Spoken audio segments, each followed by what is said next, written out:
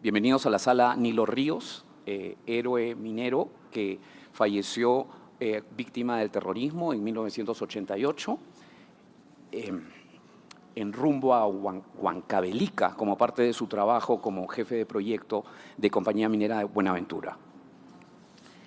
El tema que nos convoca se inicia desde comienzos de este año, cuando nos sorprende la publicidad que hace nuestro gobierno de un informe del Fondo Monetario Internacional sobre cargas fiscal minera, que era el capítulo 1 de un informe más grande que tenía una evaluación sobre determinadas propuestas de gobierno para ser implementadas al inicio de la gestión de Pedro Castillo.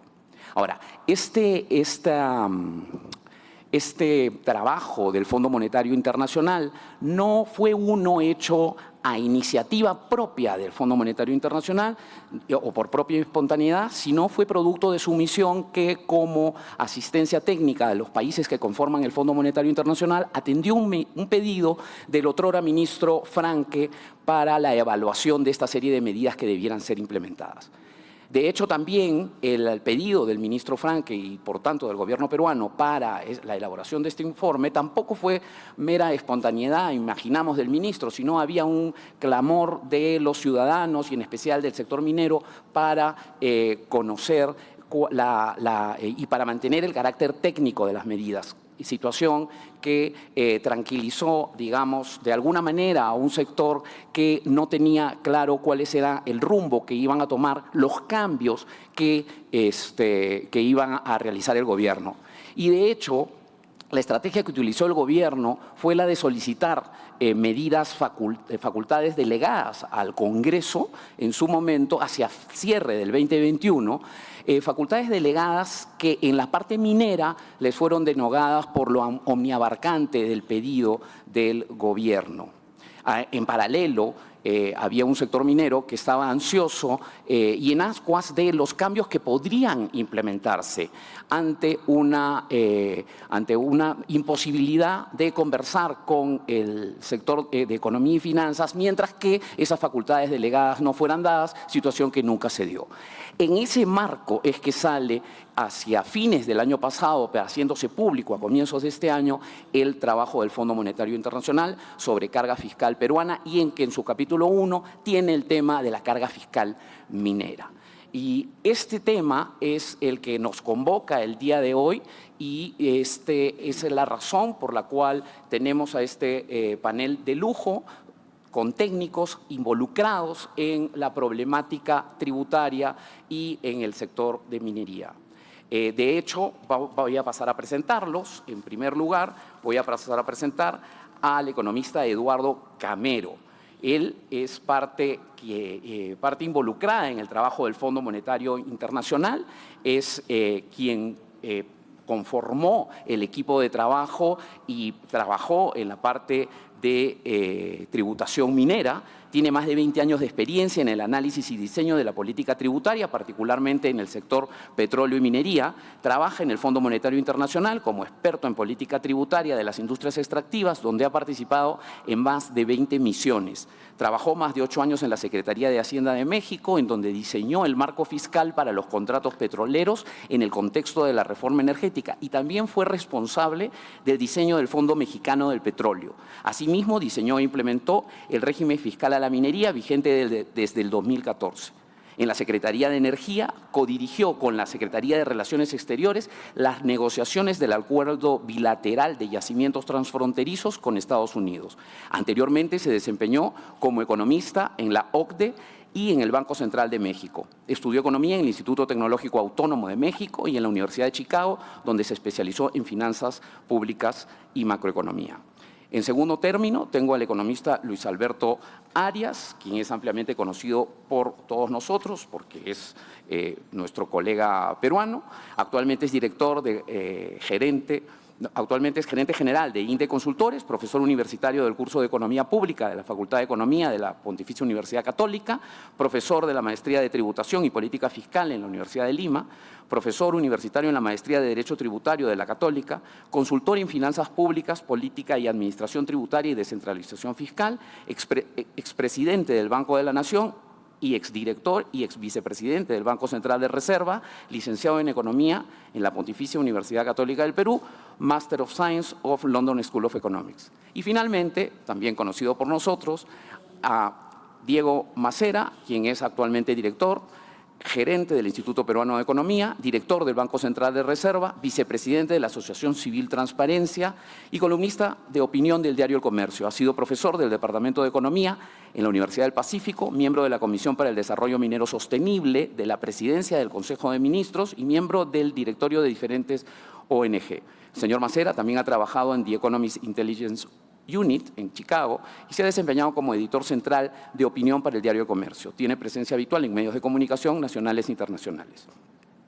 Es bachiller en Economía por la Universidad del Pacífico y máster en Políticas Públicas por la Universidad de Chicago.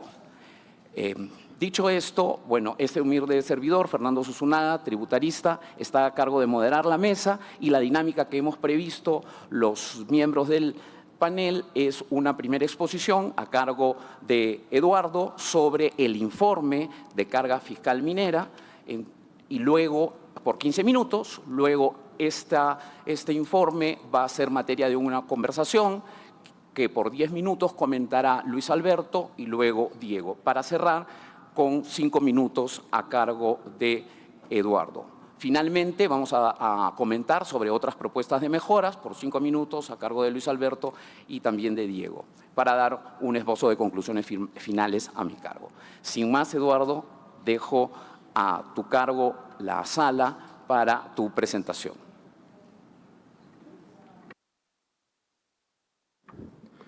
Perfecto.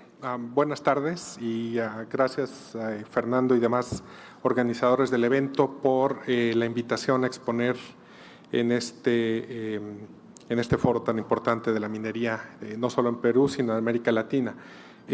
Lo que voy a hacer es una presentación de los principales elementos y conclusiones a las que llegamos con el trabajo de asistencia técnica que hicimos. Este trabajo es público, se puede consultar, me imagino que a través de la página del Ministerio de Finanzas. Digamos, en 2021 todo el trabajo nace de una solicitud del Ministerio de Finanzas que, como se hace normalmente con otros países y en su relación con el fondo, en diversos temas, no solamente el de industrias extractivas, sino en cualquier tema de política fiscal, tributaria, de manejo de deuda, etcétera, le pide al Fondo Monetario Internacional realizar un trabajo de asistencia técnica para evaluar el régimen fiscal que se aplica a la minería. Normalmente lo que hacemos nosotros es o la ventaja que tenemos es la información que tenemos de otros regímenes fiscales en países, es información bastante detallada y que en el trabajo del día a día que hacemos, pues se valida con las autoridades relevantes, como fue en este caso con Perú, y eso nos permite tener una base de datos bastante completa y validada, digamos, de los regímenes fiscales que se aplican a la minería del petróleo para una gran cantidad de países. Y bueno, el interés del Ministerio a la hora de hacer la solicitud era, en el contexto de precios de los minerales crecientes, garantizar que el gobierno estuviera recibiendo una compensación adecuada por la actividad minera, ¿no? Es decir, el gobierno actuando como representante del dueño de los recursos, que es la nación de Perú, que recibiera un pago adecuado, obviamente cuidando mantener la competitividad del sector de Perú, ¿no? De nada sirve tener una tasa de fiscalidad alta si no se lleva a cabo la actividad, si no se atrae inversión. El Departamento de Finanzas Públicas, donde yo trabajo, llevó a cabo una misión, desafortunadamente tuvo que ser virtual por la pandemia todavía, en noviembre, debe decir, de 2021, donde mantuvimos diversas reuniones con prácticamente todos los sectores de la industria, no solamente funcionarios públicos, sino también representantes de la industria. Y la evaluación cuantitativa del régimen fiscal se realizó utilizando una metodología que desarrollamos en el fondo. Digamos, no es ningún descubrimiento, pero es aplicar una metodología de flujos de efectivo descontados a un proyecto en específico de la minería, y esa es la metodología que utilizamos para toda la asistencia técnica que realizamos. Y bueno, como ya mencionó Fernando, el reporte técnico fue entregado al Ministerio en enero y ya es público y se puede consultar. Creo que es relevante también acotar que en ese momento el alcance de la solicitud fue que hiciéramos una evaluación de la fiscalidad a la minería en Perú, pero además que consideráramos ciertas digamos, un número grande de medidas que el Ministerio estaba considerando en ese momento, ¿no? Como es normal, pues uno empieza un proceso de reforma con un abanico amplio de reformas y luego las va acotando para presentar algo que es más conveniente, y así fue el caso en el que el Ministerio estaba considerando una serie de reformas, y el estudio abonda un poquito en el análisis de dichas reformas. Y para acotar qué es lo que hace el estudio y qué es lo que no hace, es importante decir en qué consiste la metodología que llamamos FARI, que utilizamos en el fondo. Y creo que es bastante similar o prácticamente igual a la metodología que siguen la mayoría de las empresas al momento de hacer una evaluación financiera de un proyecto. Es decir, uno toma parámetros de producción y costos, ¿no?, de un proyecto, distinta desagregación de costos, proyecta el flujo de efectivo hacia el futuro con base en un supuesto de precios de los minerales que se producen, y a ese flujo de efectivo que obtiene uno se aplican los parámetros fiscales del país que estamos analizando y del país de comparadores, y se lleva a, digamos, la idea básica es dividir el flujo de efectivo entre lo que recibe el gobierno y lo que recibe el operador. Y bueno, para el gobierno, los parámetros claves que nosotros calculamos y que son base del análisis es la tasa impositiva efectiva promedio, que es simplemente agrupando en el tiempo todos los pagos que recibe el gobierno, qué porcentaje es del flujo de efectivo. Es decir, si es una tasa del 50%, quiere decir que puede ser descontada o no descontar, pero a través del tiempo el gobierno va a recibir 50% de los flujos después de costos, con los distintos escenarios de precios que podemos considerar. No voy a hablar mucho de ello, pero también la tasa impositiva efectiva marginal, que es la tasa que se aplica a un proyecto que está en el margen de la rentabilidad, ¿no?, para ver qué tan distorsionante es el régimen fiscal sobre esos proyectos. Y lo que sí voy a hablar un poco es de la progresividad del régimen fiscal. Y aquí entendemos la progresividad del régimen fiscal como la pendiente, si uno grafica la tasa efectiva promedio con respecto a distintos niveles de rentabilidad. Una pendiente positiva quiere decir que a medida que se aumenta la rentabilidad de un proyecto, el gobierno recibe no solamente más en términos absolutos, sino recibe una proporción creciente del flujo de efectivo, ¿no? Digamos, en este caso 50% a un nivel de rentabilidad, y eso aumenta hasta el 60% con un proyecto más rentable. Eso es un régimen progresivo. Desde la perspectiva del inversionista, creo que lo más importante es la tasa interna de retorno, pero probablemente ustedes saben mucho más que yo desde esa perspectiva. Y lo que hacemos es aplicar a un modelo específico, o que tratamos de tomar como representativo para Perú, de inversión de un proyecto minero.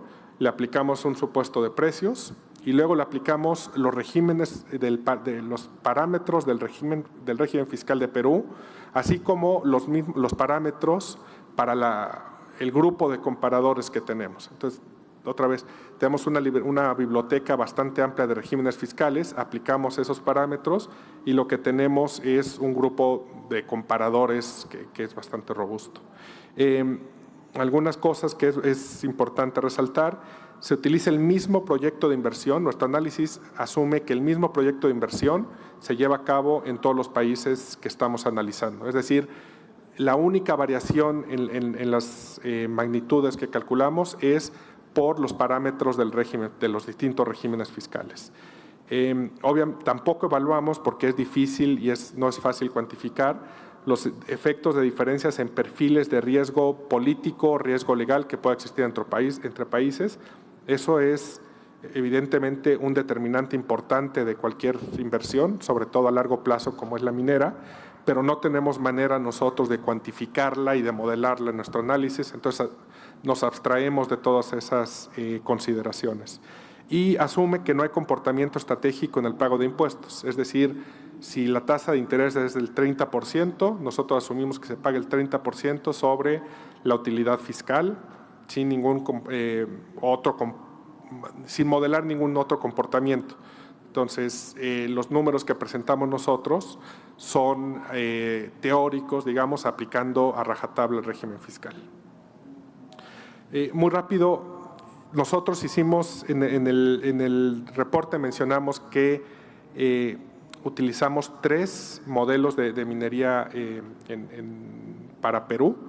Son un modelo de producción de cobre a gran escala y otros 2 un poco más pequeños o más pequeños. Sin embargo, lo que yo hice a la hora de modelar, utilicé me parece que hasta 6 o 7 modelos de producción, y las conclusiones y las principales líneas del análisis, la verdad es que no cambia mucho al considerar diferentes proyectos mineros. Entonces, todos los resultados que voy a presentar a continuación se refieren al proyecto a gran escala de producción de cobre, pero otra vez podríamos tener las mismas conclusiones básicamente si consideramos otros proyectos.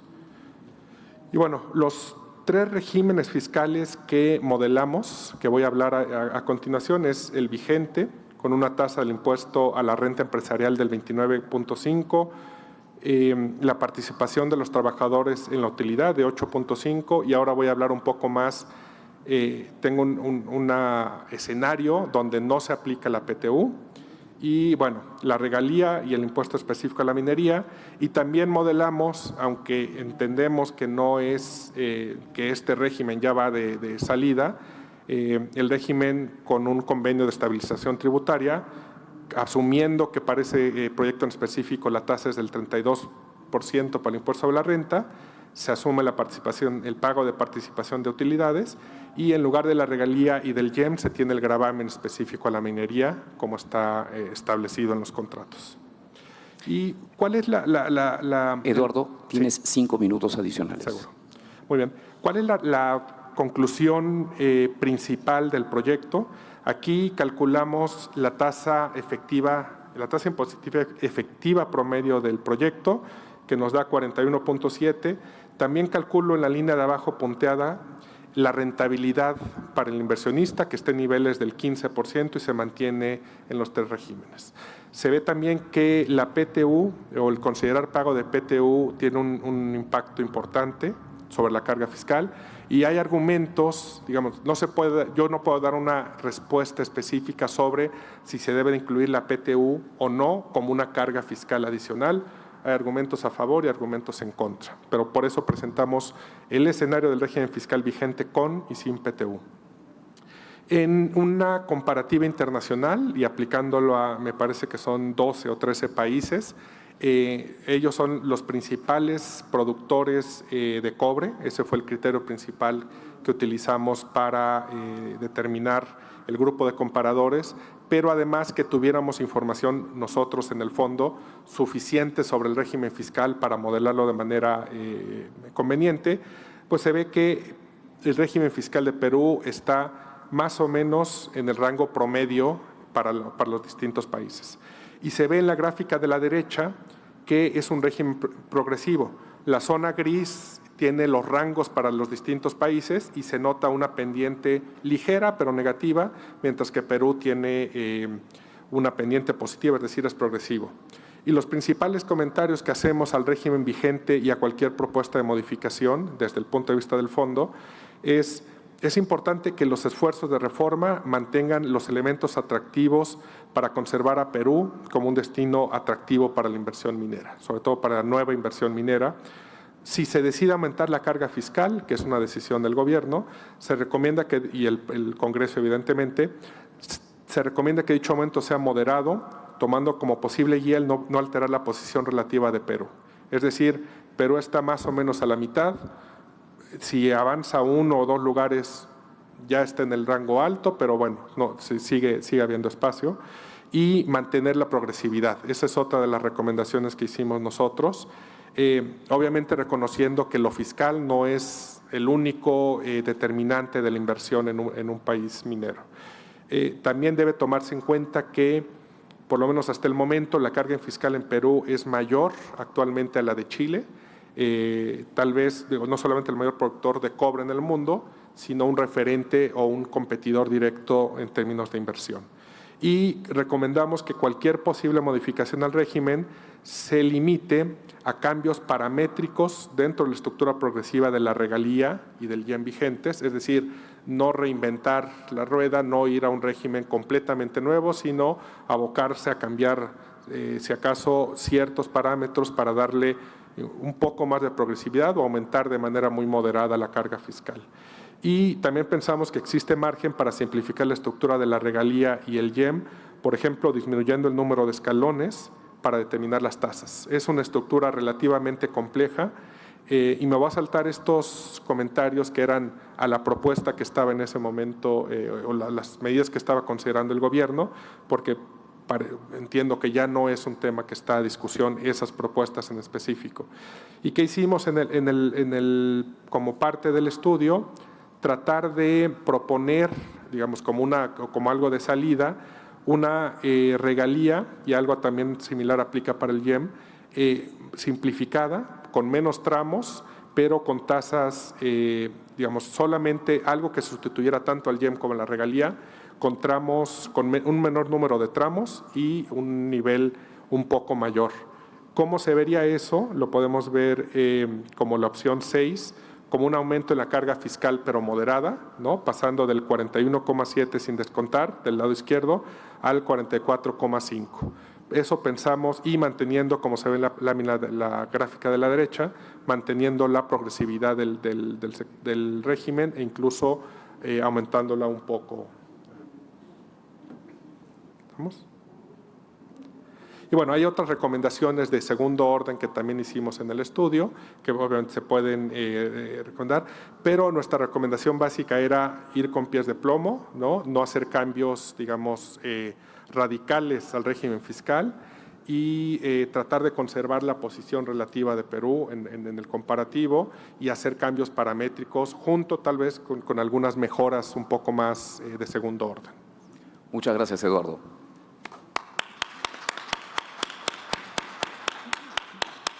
Y disculpa por la tiranía del tiempo. Bueno, vamos a empezar con los comentarios vinculados a la carga fiscal minera, en especial al trabajo del fondo y en general a los trabajos que hay sobre carga fiscal minera, y le quería pedir primero a Luis Alberto que nos dé sus comentarios. ¿Cómo no? Sí, hay una presentación que creo que tiene Luis Alberto. Sí. Buenas tardes a todos. Mi primer comentario tiene que ver poniendo énfasis en que el tema impositivo en el Perú y en cualquier país del mundo es siempre un tema sensible. Y el tema impositivo en industrias extractivas, en minería, es algo más sensible aún. Entonces yo considero muy importante que todos comprendamos, porque en esto hay diversas opiniones, de cuál era la realidad de Perú, del régimen fiscal minero de Perú antes del 2011 y cuál es el régimen fiscal minero de Perú a partir del 2011. Y eran realidades absolutamente diferentes. O sea, antes, digamos, en todo el boom minero de precios anterior, que se inicia en 2003, Perú no tenía una regalía minera. Es en esos años en que se debate su creación. Perú, menos aún, no tenía un impuesto específico a la minería,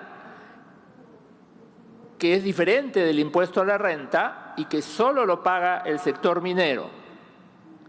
Entonces, durante ese periodo, y en razón además de que existían convenios de estabilidad jurídica, fue un proceso gradual y de transición en donde cuando uno debatía sobre la carga fiscal minera y cuando uno debatía en ese momento sobre si los principales proyectos mineros pagaban los impuestos adecuados en Perú, uno podía tener una posición y decir el régimen tributario minero no es el más adecuado y lo que en aquel momento contribuían las empresas mineras no era lo más adecuado.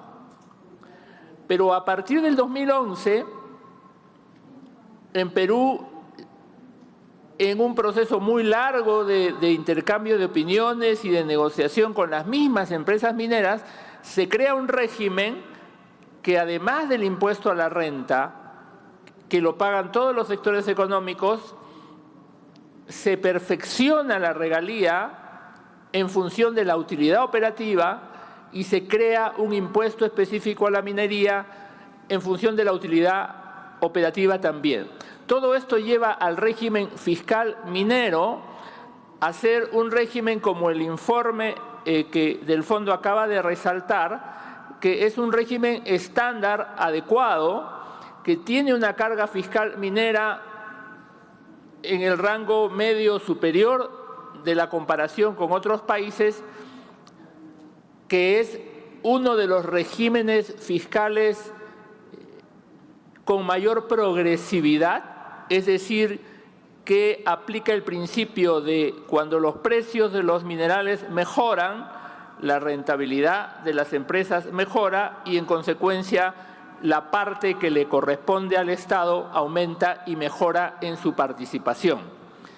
No solo es un régimen fiscal progresivo, sino que, como el informe del fondo que ha sido expuesto señala, es uno de los regímenes fiscales más progresivos de los países analizados en la muestra.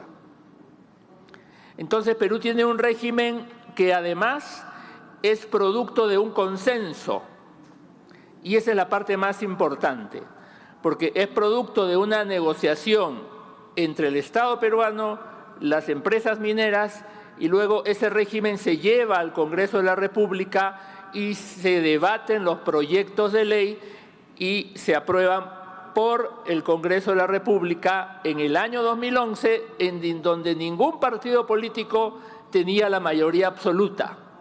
Entonces es un régimen que se aprueba y que tiene ahora una fortaleza muy importante y que es la estabilidad, porque se ha sostenido así hasta el año 2022, seguramente con propuestas de mejora, de perfeccionamiento, pero es un régimen estable. ¿Cuáles han sido los resultados de ese régimen estable?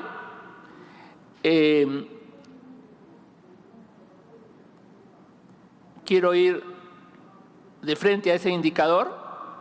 En esa gráfica ustedes pueden ver la recaudación del sector minero desde el año 2005 hasta la fecha. O sea, estamos hablando de 17 años de recaudación.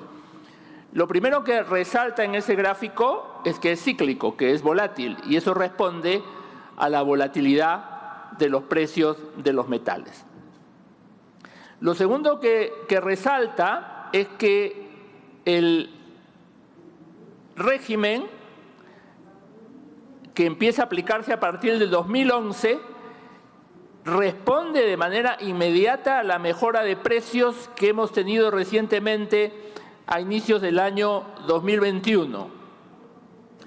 Y responde de una manera tan eficaz que en millones de soles se logra el pico de recaudación en junio del año 2022, en donde la recaudación anualizada llega a cerca de 30.000 millones de soles. Ese es un pico histórico. Medido en términos del PBI, lo que muestra este gráfico es que la recaudación minera fluctúa entre 0.8% del PBI y 3.6% del PBI, con una media del 1.8%, lo cual resalta la importancia del aporte fiscal minero. El actual boom de precios, que alcanzó su pico hace unos meses, muestra además que en términos de recaudación minera hemos alcanzado casi el pico del 2007. El día de ayer yo reflexionaba, ¿y por qué no hemos alcanzado el pico del 2007? Y yo identifico 3 factores. El primer factor es que si nosotros comparamos la participación de la economía minera en el PBI total, tuvimos un proceso de inversiones fuerte y de ingreso de operaciones fuerte entre el 2012 y el 2017. El sector minero llegó a representar casi el 10% del PBI, pero a partir de allí en adelante ha habido una tendencia creciente.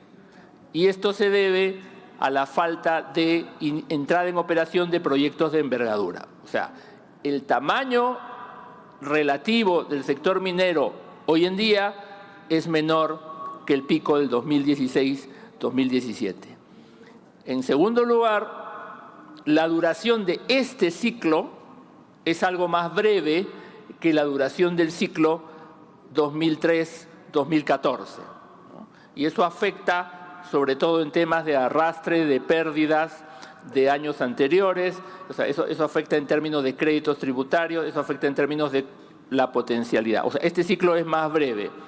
Y en tercer lugar, esto es una hipótesis, probablemente hoy en día los costos son mayores que lo que fueron en el pico, en el boom de commodities anterior.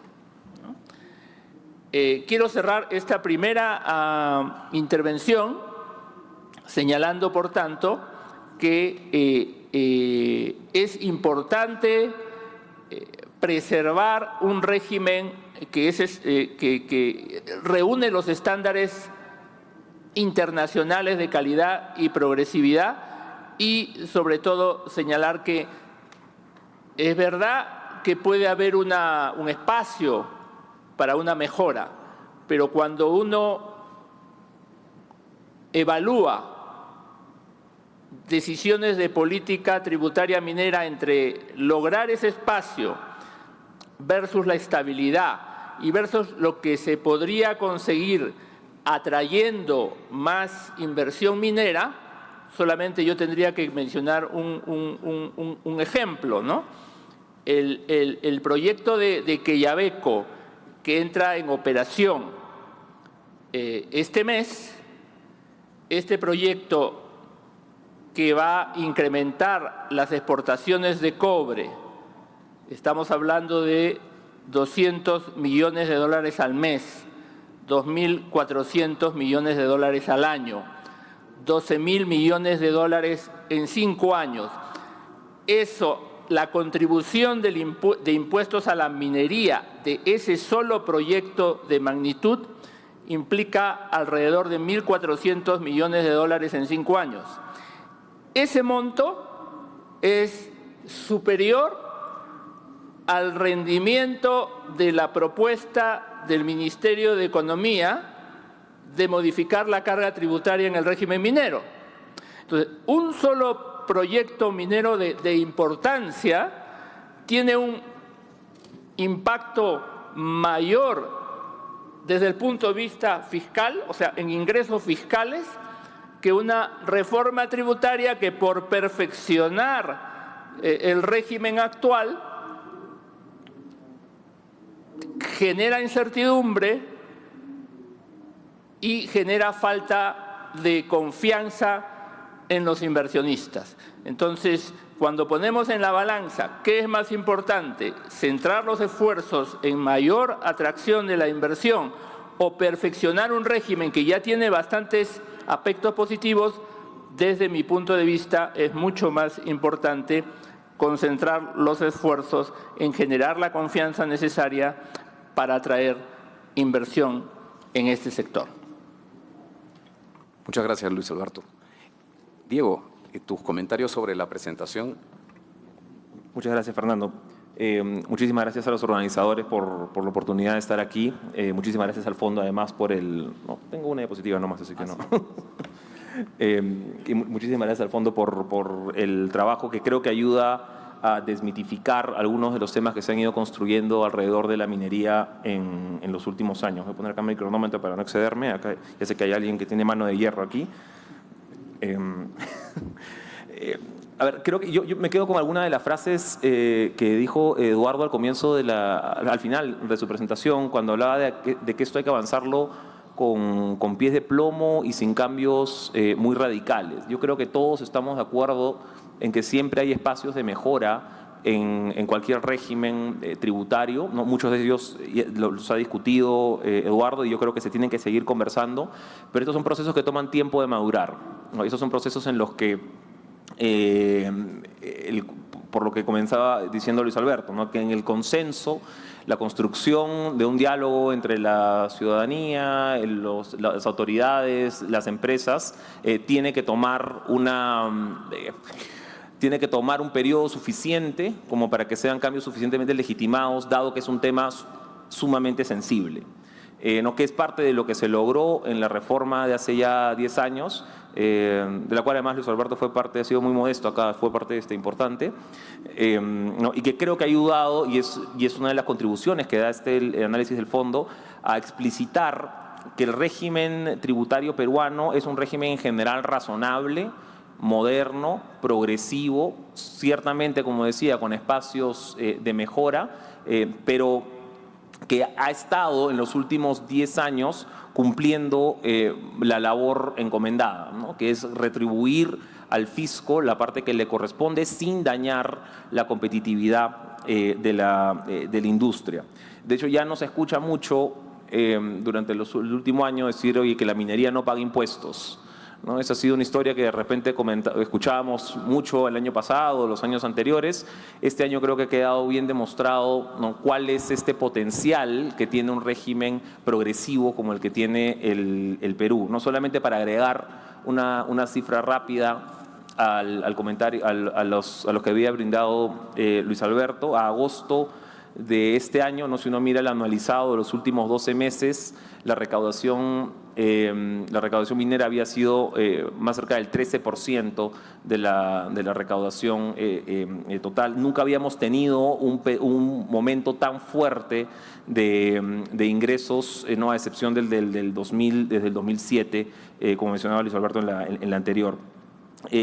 Nosotros hicimos en el IPE además un estimado de la recaudación extra que se podría tener a partir de la puesta en marcha de nuevos proyectos mineros, ¿no? Estos sumaban, si uno pusiese tenemos una varita mágica y de pronto ponemos en producción todos los proyectos que están hoy en la cartera del MINEM, ¿no? Son alrededor de 50.000 millones de dólares, ¿no? Podrías tener una recaudación adicional con el actual régimen cercana a los 35.000 millones de soles anuales, ¿ya? Eso es casi el doble de lo que se tiene en el sector de presupuesto para el sector de educación, ¿no? Es uno de los más fuertes. Entonces, solamente para darnos una idea de qué tanto potencial tenemos todavía yendo hacia adelante, ¿no? Y cómo se traducen estos en mayor contribución. Algunas de las minas, y para regresar al último punto que hacía Luis Alberto también, algunas de las minas más grandes que están hoy en operación con los precios actuales pueden tranquilamente estar aportando el doble en términos impositivos de lo que se pretendía recaudar con la reforma propuesta el año pasado, ¿no? Creo que eso ilustra bastante bien dónde deben estar las prioridades. Ahora, nosotros en el IPE hace algunos años hicimos un trabajo con un espíritu bastante similar al que ha tenido el fondo, y esta estructura impositiva para cualquier sector la pensamos alrededor de 5 principios, ¿no? Uno es la consistencia y la visión de largo plazo, ¿no? Y es un poco a lo que hacía alusión al inicio cuando decía que esto, tomando las palabras de Eduardo, ¿no? que esto hay que avanzarlo con pies de plomo y muchísima predictibilidad. Entonces, primero es consistencia y visión de largo plazo, sobre todo porque esto es una industria que toma mucho en madurar. Segundo, neutralidad, ¿no? Que no estés sesgando las decisiones de los agentes en función a tu estructura tributaria, ¿no? Tercero, eficiencia, ¿no? Tú quieres un régimen tributario que contribuya a la mayor producción y a la mayor inversión, ¿no? sin estar dañando el tejido productivo por la estructura tributaria que tienes. Cuarto, progresividad, que es lo que se ha logrado y lo que hacía énfasis además Luis Alberto, que este sistema es especialmente progresivo comparado con otros países. Y quinto, competitividad, ¿no? El Perú es un país que compite para atraer inversión de otras naciones también mineras. A veces nos olvidamos de este punto, ¿no? Pero el inversionista, ¿no? que no pone la plata aquí por A o B motivos podría perfectamente colocarla en Australia, Canadá, Estados Unidos, Sudáfrica. Entonces, aquí, estos son los 5 puntos que pensamos hay que tener en cuenta en general para pensar cualquier régimen tributario, no solamente el minero. Ahora, yendo en particular al régimen minero, hay algunas características que lo hacen especial. En la mayor parte de los casos, más oneroso, ¿no? Más caro que un régimen, si quieren, estándar. Lo primero es porque el régimen utiliza, ¿no? recursos del Estado.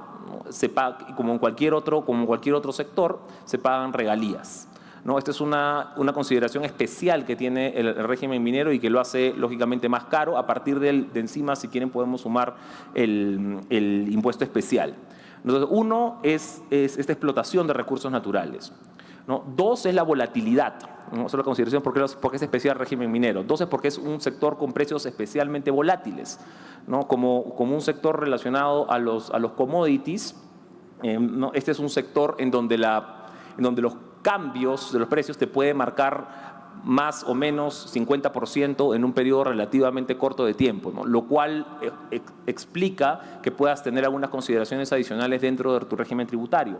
Y el tercer punto es la maduración, ¿no? Esta es una actividad, mencionaba yo hace un ratito, de largo plazo, ¿no? A diferencia de otras actividades en donde se puede pensar que, oye, mi horizonte de inversión puede ser 5 años, 10 años, ¿no? Desde que yo decido empezar a explorar hasta que estoy cerrando la mina, no puede empezar tranquilamente 3 décadas o 4.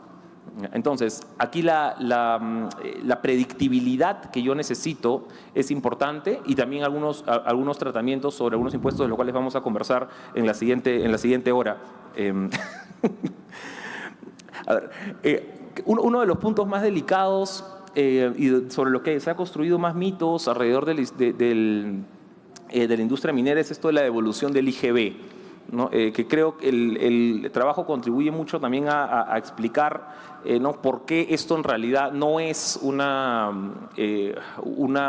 distorsión. A veces se mezclan papas con camotes y uno ve ocasiones en las que se resta lo que se pagó de impuesto a la renta de lo que se devolvió por IGB, ¿no? Cosa que no tiene absolutamente ningún sentido. Esto es una característica no solamente del sistema tributario peruano, es una característica de cualquier país que tiene impuesto, que tiene un IVA, ¿no? Que tiene un impuesto general a las ventas que aplica a cualquier producto exportable, además, ¿no? Entonces, transversal a países y transversal a sectores. Otro de los temas importantes que tratamos en este trabajo, y de hecho que también se discutió en algunas de las diapositivas del fondo, son los convenios de estabilidad tributaria, ¿no? Que ya en realidad cada vez son menos y en más de un caso han sido más costosos para la empresa que menos, ¿no? Hay un caso muy conocido de una minera muy grande, ¿no? que ancla su convenio de estabilidad tributaria con 30% de impuesto a la renta, pero este cuesta 2 puntos más, ¿no? Entonces te quedaste con 32%, pagando 32% de impuesto a la renta, cuando luego en la reforma tributaria el impuesto a la renta bajó a 29.5.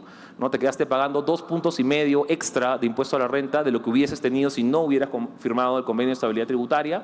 A esta empresa, entre el periodo 2014-2018, este convenio le costó más o menos 80 millones de dólares adicionales. Termino ya con, de hecho, lo que quería empezar, que es esto.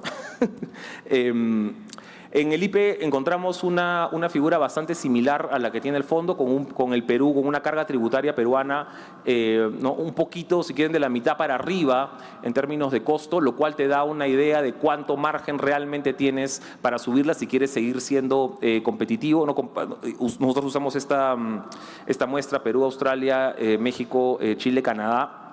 ¿No? Y el Perú, como pueden ver, para una utilidad operativa del 30%, se ubica solamente un poco por debajo de lo que tienes en México. Lógicamente, acá hay una pendiente, ¿no? en la utilidad operativa en función a las cargas más progresivas que puede tener las regalías y el impuesto especial en la minería. No, es bien importante aquí la base, ¿no? Nosotros tomamos como base aquí utilidad operativa, lo mismo que Chile. Entiendo que México es un poquito distinto, toma EBITDA. Y en Canadá es una utilidad operativa ajustada, ¿no? Donde se resta un monto fijo. Ahora, ya termino con un comentario breve, que es, yo creo que a esto le hemos destinado una enorme cantidad de tiempo. No, es un asunto absoluto, es muy importante, por supuesto, pero en proporción de prioridades, yo pensaría que por cada minuto que dedicamos a hablar sobre mejoras en el espacio tributario, lo socialmente óptimo sería dedicarle 5 o 10 minutos a hablar sobre cómo usamos los recursos que se generan aquí. Esto es importante, pero pienso que para el nivel en el que estamos, por lejos, lo más urgente sería dedicarle por lo menos 5 veces más a hablar sobre cómo estamos usando estos recursos recaudados, que de nuevo están en momentos históricos. Con eso culmino. Muchas gracias. Gracias, Diego. Tu intervención final, Eduardo, sobre tu trabajo y algunas apreciaciones finales sobre el tema. Gracias. Creo que estoy de acuerdo en todo lo que se ha dicho.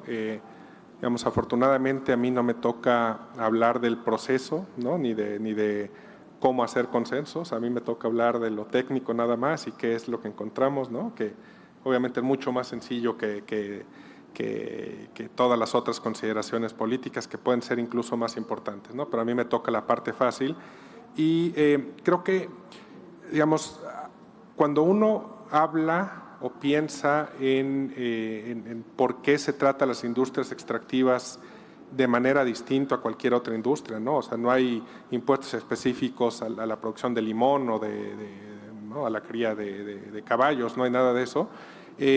Además de lo que ya mencionó Diego, creo que lo más importante es tener en cuenta que, perdón, y si me pueden dejar la lámina que estaba anteriormente, estaría mejor todavía. Esta actividad, muchas gracias, genera rentas económicas, ¿no? Esta actividad genera la producción de la minería y la extracción de petróleo, genera rentas económicas. ¿Qué quiere decir?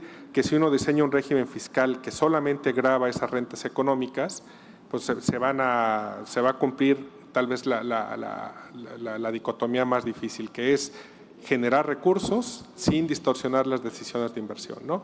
Entonces, creo que es útil tener siempre en la mente este concepto de renta económica, que es lo que está intentando de gravar los impuestos específicos. Ahora bien, como se veía en la lámina anterior, el componente más importante de la recaudación, y esto también se ve en otros países, sigue siendo el impuesto sobre la renta. Entonces, creo que, como dices, a la hora de mantener un balance entre qué discutir, pues también hay que tomar en cuenta que tendemos a discutir más sobre los impuestos específicos, si están bien diseñados, pero hay mucho que discutir sobre los impuestos, digamos, normales o a los rendimientos normales, que es el impuesto sobre la renta, ¿no? Y ahí puede haber mucho margen también para hacer más eficiente la recaudación. Y otra vez, esto se ve en otros países, no es específico de Chile, ¿no? Y bueno, simplemente creo que es buen mensaje también reiterar el tema fiscal es solamente uno de los componentes, ¿no? de la decisión de invertir en un país. Otra vez, a mí me toca un trabajo un poco más sencillo de solamente hablar de lo fiscal y no de hablar de todos los demás componentes que llevan a una empresa a decidir invertir en Chile.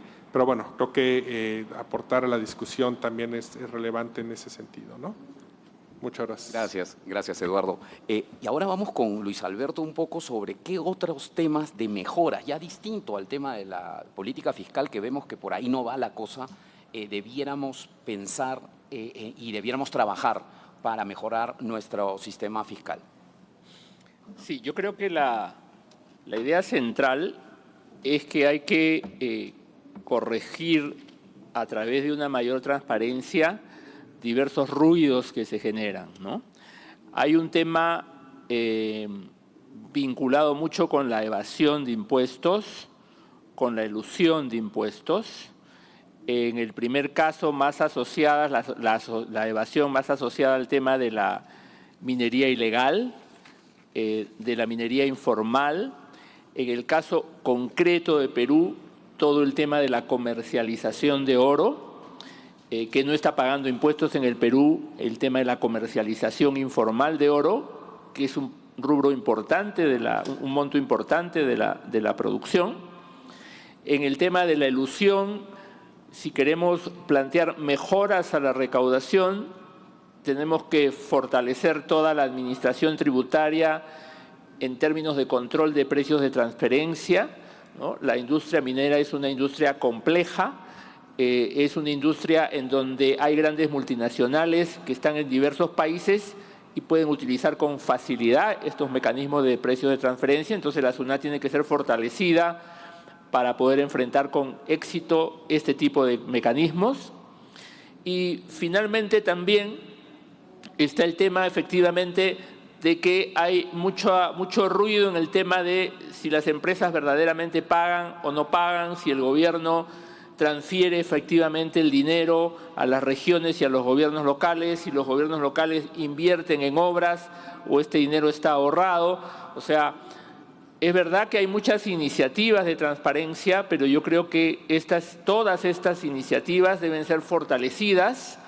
Me animo a proponer, por ejemplo, la creación de un observatorio fiscal minero en donde estén todas estas cifras de cuánto pagan las empresas, cuánto transfiere el gobierno, cuánto invierten, en qué obras, lo que señalaba Diego, en qué obras están invirtiendo.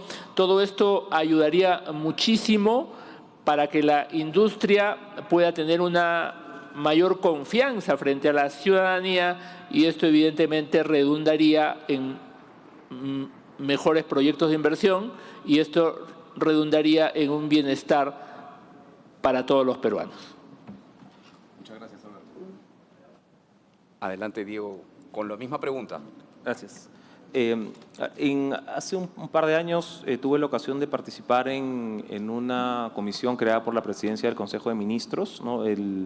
Presentamos luego de algunos 4 o 5 meses de trabajo el informe de en este momento se llamó Comisión para el Desarrollo Minero Sostenible. Y ahí hicimos algunas recomendaciones en esta línea de financiamiento y uso de recursos que puedo pasar a resumir.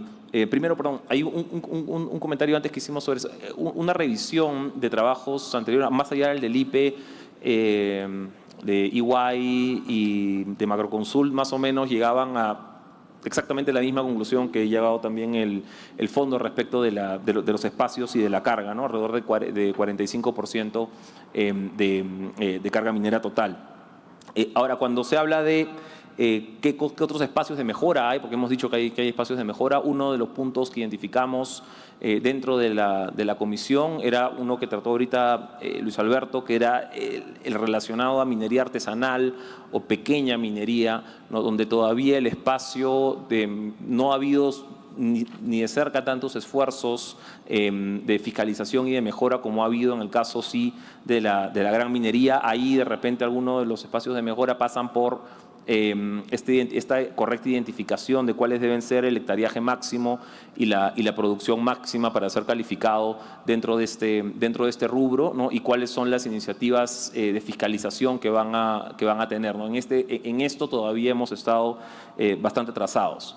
Respecto ya de la operatividad del sistema tributario, ahí yo coincido con el punto de trazabilidad, pero quizá un paso más allá sería pensar en esta trazabilidad del IGB, ¿no? Yo mencionaba en algún momento la devolución del IGB como una de estos mitos que flotan alrededor de la tributación minera, pero creo que para ayudar a anclarlo mejor, uno de los puntos sobre los cuales hay que discutir más es en una economía informal como la peruana, muchas veces de repente no tu proveedor directamente, ¿no? Pero tu proveedor del proveedor y el proveedor del proveedor del proveedor no está necesariamente encadenado en la economía formal, ¿no? Entonces, cómo al momento ahí de trabajar con los créditos tributarios, ese nivel de trazabilidad a veces se pierde, ¿no? Entonces, cuando hablamos de devoluciones, ese es un punto quizá adicional al que hay que prestar atención y fortalecer.